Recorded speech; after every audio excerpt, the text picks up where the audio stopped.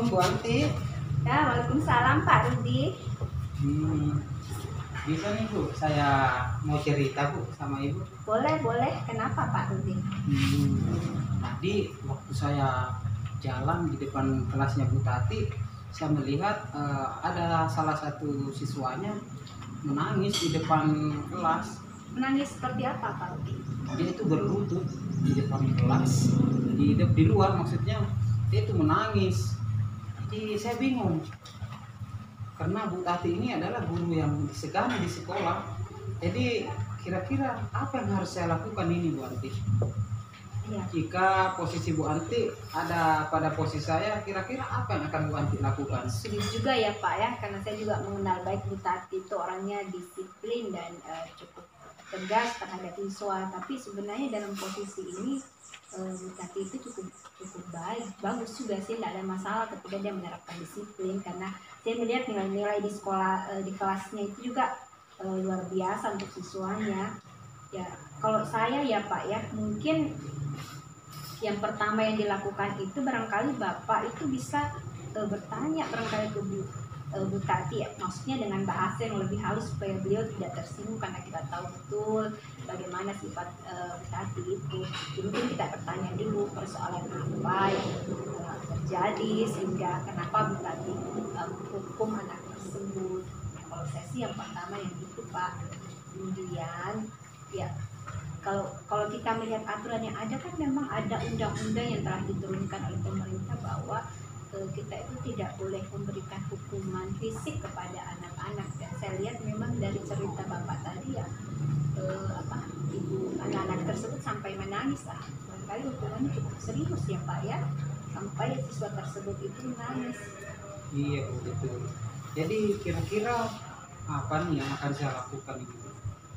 Ya kalau saya sih itu tadi yang pertama Bapak bicara dulu dengan Bu Tatinya. Kalau misalnya Bu Tati memasukkan saran ke Bu Tati ya, kalau misalnya Bu Tatinya belum tidak bisa menerima, maka sebaiknya mungkin Bapak melapor kepada kepala sekolah, karena mengingat kepala sekolah itu adalah pimpinan dari kita ya, pemimpin sekolah yang punya kebijakan tersendiri untuk hal itu. Ya saya pikir kalau misalnya ya, apalagi kita kan mungkin kalau kita mungkin yang akan menegur Bu Tati ya, mungkin dia tidak akan mau mendengarkan. Tetapi kalau misalnya kepala sekolah yang menegur ya, saya rasa dia pasti akan langsung mendengarkan, karena bagaimanapun juga kepala sekolah itu kan pimpinan tertinggi di sekolah kita. Kalau saran saya itu loh Pak. Berarti saya ke kepala sekolah saja ya, atau bagaimana? Saya bingung nih Bu Anti. Ya, kalau berdasarkan aturan sih memang harusnya Bapak ke kepala sekolah gitu, apalagi kan